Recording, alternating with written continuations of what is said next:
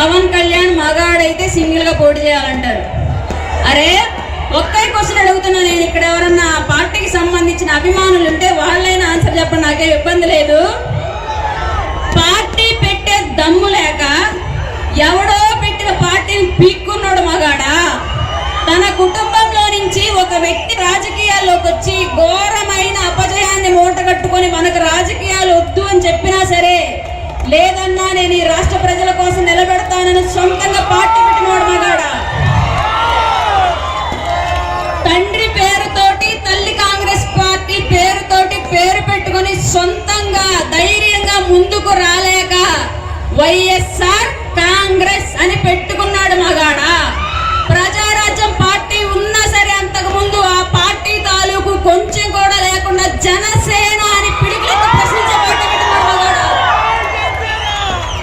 నిరంతరం అప్పులు తీసుకొచ్చి రాష్ట్రానికి ఎక్కడి నుంచో చోటు నుంచి అప్పులు తీసుకొచ్చి అప్పులు చేసిన డబ్బులు అవినీతితో కొంత మింగి చిల్లరి ఎంగిలి మెతుకులు మనకు విసిరినట్టు పథకాల పేరుతోటి అడపా దడపా మనకు విసిరేసి వాళ్ళ బాబు జేబులోంచి డబ్బులు ఇస్తున్నట్టు చెప్పుకున్నాడు మగాడా?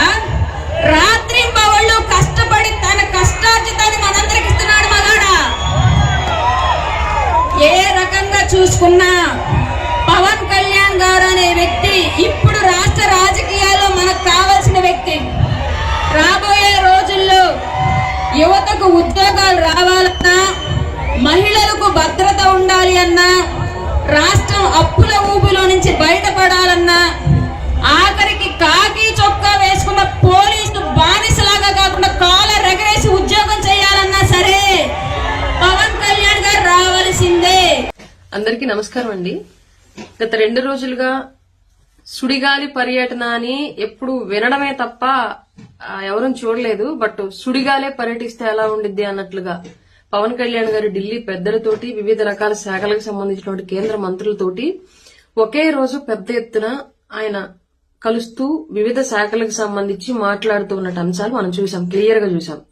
ఫస్ట్ టైం 5 ఏళ్లు గత ప్రభుత్వ పాలన తర్వాత మన ప్రభుత్వం ఎన్డీఏ కూటమి ప్రభుత్వం వచ్చిన తర్వాత రాష్ట్రానికి సంబంధించినటువంటి ఒక ఉప ముఖ్యమంత్రిగా ఉన్నటువంటి పవన్ కళ్యాణ్ గారు కేంద్రం పెద్దల దగ్గరికి వెళ్లి కేవలం రాష్ట్రానికి మాత్రమే సంబంధించినటువంటి అంశాల మీద మాత్రమే ప్రస్తావిస్తూ కేంద్ర టూరిజం శాఖ మినిస్టర్ గారితో కలిసినప్పుడు రాష్ట్రానికి సంబంధించి టూరిజం శాఖను అభివృద్ధి చేయడానికి కేంద్రం నుంచి ఎలాంటి సహకారం కావాలి, ఏ ఏ ప్రాజెక్టులు నిరాదరణకు లోనయ్యి రాష్ట్రానికి ఆదాయం తేగలిగినటువంటి కెపాసిటీ ఉన్నప్పటికీ కూడా అప్పటి పాలకులు పట్టించుకోక ఎలాంటి నిరాదరణకు గురయ్యాయో దాని ద్వారా సంపదను ఏ విధంగా సృష్టించుకోవచ్చు అనేది అక్కడ ఆయనకి విపులంగా చెప్పేసి అక్కడి నుంచి నిధులు తీసుకొచ్చుకోవడం. దాంట్లో భాగంగానే నిన్న పర్యటన జరిగితే ఈ రోజు మార్నింగ్ కి ఆల్రెడీ నిధులు కూడా కేంద్ర ప్రభుత్వం కేటాయించడం, ఆ శాఖకు సంబంధించి 172 కోట్ల రూపాయలు విడుదల చేస్తూ అందులో భాగంగా మొదటి విడతగా 114 కోట్ల రూపాయలు ఆల్రెడీ విడుదల చేసి పవన్ కళ్యాణ్ గారు పెట్టినటువంటి ప్రపోజల్ కి కేంద్రం కూడా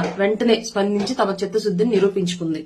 ఈ విషయం మనకు తెలుసు. అలాగే కేంద్ర అటవీ శాఖ మంత్రి వర్యులతోటి సంప్రదించినప్పుడు ఎర్రచందనం, పట్టుబడ్డ ఎర్రచందనం సింగిల్ విండో విధానం ఎలా అయితే మన రాష్ట్రం నుంచి స్మగిల్ చేస్తూ వెళ్లి పక్క రాష్ట్రాల్లో పట్టుబడినటువంటి ఎర్రచందనాన్ని వాళ్లే అమ్మేసుకుని ఎలా వాళ్ళ ఖజానా నింపుకుంటున్నారో అది కాకుండా అది ఆంధ్రప్రదేశ్ కు చెందినటువంటి ఎర్రచందనం కాబట్టి ఇక్కడి నుంచి స్మగ్లింగ్ ద్వారా బయటకు వెళ్లి ఎక్కడైనా పట్టుబడ్డప్పుడు పట్టుకున్న రాష్ట్రానికి 40% ఆ సొమ్ము ఎవరికి చెందాలో ఆంధ్రప్రదేశ్ కి 60% చెందేలాగా ఈ విధానాన్ని అమలు తీసుకొచ్చి రాష్ట్రానికి ఆదాయం తీసుకొచ్చేలాగా కేంద్ర అటవీ శాఖ మంత్రి వర్యులతోటి, అలాగే ప్రధాని గారు మరియు కేంద్ర జలవనరుల శాఖ మంత్రి గారితో కలిసినప్పుడు జల్ జీవన్ మిషన్ ద్వారా ఆంధ్రప్రదేశ్ లో ఉన్నటువంటి మారుమూల కొండ చర్యలు తండాల్లో ఉన్నటువంటి పల్లెటూర్లకు కూడా తాగునీరు ఎలా అందించాలి, స్వచ్ఛమైన శుద్ధమైన తాగునీరు ఎలా అందించాలి, దాని ద్వారా నీటి ద్వారా వ్యాప్తి చెందేటువంటి వైరస్లని, బ్యాక్టీరియాలని కట్టడి చేసి రోగాల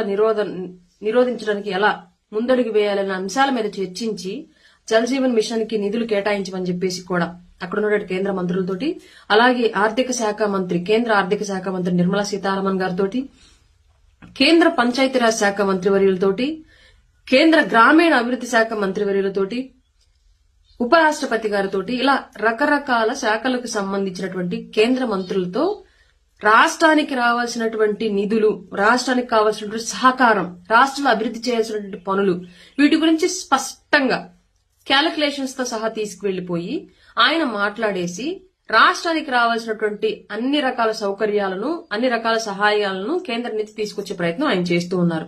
నిన్నంతా కూడా జరిగిన విషయం అదే.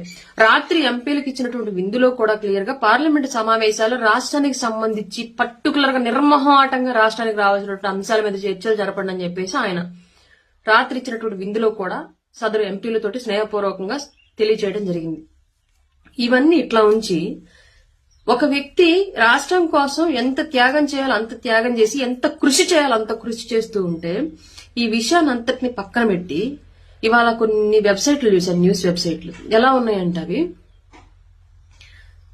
పవన్ కళ్యాణ్ గారు నాగబాబు గారి రాజ్యసభ సీటు కోసం కేంద్ర పర్యటనకు వెళ్లారు, కేంద్ర పెద్దలతోటి మాట్లాడుకున్నారు అని చెప్పేసి వెబ్సైట్లు రాశాయి. నిజంగా మన అదృష్టం ఏంటి అంటే ఇట్లాంటి న్యూస్ వెబ్సైట్లు, ఇట్లాంటి రాతలు రాసే రిపోర్టర్లు, ఇట్లాంటి జర్నలిస్టులు ఈ రోజు మనకి భారతదేశానికి స్వాతంత్రం వచ్చిన తర్వాత ఉన్నారు కాబట్టి సంతోషం, మనం బతికిపోయాం. ఇట్లాంటి వాళ్ళు గనక బ్రిటిష్ కాలంలో గనక ఉండి ఉంటే భారతీయులు ఇవాళకి కూడా బ్రిటిష్ కబంధ హస్తాల్లో బానిసలుగానే బతుకుతుండే వాళ్ళ స్వతంత్రం కూడా వచ్చేది కాదు, మనకి స్వరాజ్య సాధన సాధ్యమయ్యేది కాదు ఇట్లాంటి వాళ్ళు గనక ఉండి ఉంటే. అదృష్టం ఏంటంటే భగవంతుడు మనకు చేసిన గొప్ప అదృష్టం ఇట్లాంటి రాతలు, ఇట్లాంటి జర్నలిస్టులు, ఇట్లాంటి మీడియా వెబ్సైట్లు, ఇట్లాంటి ఛానల్స్ బిఫోర్ ఇండిపెండెన్స్ లేకపోవడం. లేదంటే ఆ రోజు కూడా బ్రిటిష్ వాళ్ళు గొప్ప వాళ్ళు, భారతీయులు పరమ దుర్మార్గులు, మన భారతీయ నాయకులు వస్తే మనం ఎట్లా గురవుతాం మన వాళ్ళ చేతుల్లోనే, బ్రిటిష్ వాళ్ళు కాబట్టి మనల్ని ఇంకా బాగా పరిపాలిస్తున్నారు అన్నట్లుగా రాసుండేవాళ్ళు. మనం కూడా అదే భ్రమలో ఉండిపోయి నిజమేనేమో భారతీయులకి ఏమీ తెలియదు, బ్రిటిష్ వాళ్ళు గొప్పవాళ్ళు, వాళ్ళ చేతుల్లోనే మనం ఉందాం, మన వాళ్ళ చేతుల్లో మనం ఎందుకు చిక్కుకోవటం, పరాయుడి చేతుల్లో చిక్కుకున్న ఒక రకంగా అనేటువంటి అపోహలోకి వెళ్లేలాగా అట్లాంటి పర్వర్టెడ్ న్యూస్లు రాసేవాళ్ళు. సిగ్గుపడాలి ఇట్లాంటి వ్యవస్థలో ఉన్నందుకు. నిజంగానే ఒక వ్యక్తి అంత కష్టపడి దేశం కూడా ఆంధ్రప్రదేశ్ వైపు చూసి ఇట్లా చెయ్యొచ్చా, అతి కొద్ది కాలంలోనే ఇంత అభివృద్ధి సాధ్యం అవుతుందా, నాయకత్వం ఇలా కూడా చేయొచ్చా అని అంతర్జాతీయ, జాతీయ న్యూస్ ఛానల్స్ కూడా రాసే స్థాయిలో ఒక వ్యక్తి పనిచేస్తూ ఉంటే మన దౌర్భాగ్యం కొద్దీ మన తెలుగు ఛానల్స్, కొన్ని ఛానల్స్ అన్ని కాదు, కొన్ని వెబ్సైట్స్ అన్ని కాదు, రాస్తున్నటువంటి రాతలు నాగబాబు గారి రాజ్యసభ సీటు కోసం ఢిల్లీ పర్యటనకు వెళ్లారా? నిజంగా కడుపుకు అన్నం తినే వాళ్ళలాగా ఆలోచించుకుంటే మనం ఒకసారి రాజ్యసభ సీటు కోసమే గనకైతే అసలు ఢిల్లీ వెళ్లాల్సిన అవసరం ఉందా పవన్ కళ్యాణ్ గారికి? చంద్రబాబు నాయుడు గారు ఒక్క మాట చెప్తే టీడీపీ ఎంపీలు మొత్తం ఆమోదించరా? బీజేపీ ఎంపీలు మొత్తం ఆమోదించరా? పురంధరేశ్వరి గారు ఒక్క మాట చెప్తే, మోడీ గారు ఒక్క మాట చెప్తే, కేంద్రంలో మోడీ గారితో ఒక్క ఫోన్ కాల్ లేదా ఒక్క మెసేజ్ ద్వారా ఆయన్ని కాంటాక్ట్ అయితే కంప్లీట్ గా ఏకీభవించరా ఇప్పుడున్నటువంటి పరిస్థితుల్లో? దానికోసం ఆయన అంత నిరాటంకంగా ఢిల్లీ వెళ్లి అంతమంది కేంద్ర మంత్రులను కలిసి అంత కష్టపడాలా నాగబాబు గారికి రాజ్యసభ సీటు కోసం?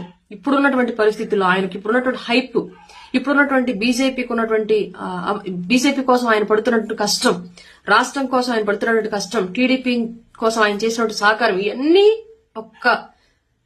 ఒక ఎత్తులో ఉంటే రాజ్యసభ సీటు కోసం పవన్ కళ్యాణ్ గారు ఢిల్లీ పర్యటన చేయాలా? ఏం రాస్తున్నాము, ఏం టెలికాస్ట్ చేస్తున్నాము కూడా తెలియనటువంటి జర్నలిజం చేయడం కూడా అవసరమా అని అనిపించేలాగా కొన్ని వెబ్సైట్లు రాస్తున్నాయి. మరి ఆ తిండి అరిగిద్దో అరగదో మరి మీ కుటుంబ సభ్యులకి, మీకు అట్లాంటి రాతలు రాస్తున్న తిండి ఒకసారి ఆలోచించుకోవాలి పెద్దలు ఇట్లాంటి విషయాల మీద. పవన్ కళ్యాణ్ గారు రాష్ట్రం కోసం చేస్తున్నటువంటి కృషిని పార్టీలకు అతీతంగా కొనియాడండి. ఇవాళ ఆంధ్రప్రదేశ్ లో మనందరం లబ్ధిదారులం. ఒక టూరిజం శాఖకు నిధులు వచ్చాయండి, దాని ద్వారా వచ్చే ప్రతి రూపాయి ఆంధ్రప్రదేశ్ ఖజానాకు చెందింది. ఆంధ్రప్రదేశ్ ఖజానా ద్వారా ప్రతి పౌరుడికి ఆ రూపాయి చేరింది. రోడ్లు, భవనాలు నిర్మాణం అంతా సవ్యం కొనసాగిందంటే దాని ప్రతి ఒక్కరం పార్టీలకు అతీతంగా ప్రయాణిస్తాం. అటవీ శాఖ అభివృద్ధి చెందిందంటే దాని నుంచి ప్రతి ఒక్కరం లబ్ధి పొందుతాం. మంచినీటి వ్యవస్థ అభివృద్ధి చెందిందంటే దానిలో ప్రతి కుటుంబం ఉంటుంది, ప్రతి పార్టీ కుటుంబం ఉంటుంది. మరీ అమ్ముడుపోయే వ్యవస్థ నడుపుకోవడం కన్నా కూడా మూసుకోవడం బెటర్ అనేది నా ఉద్దేశం.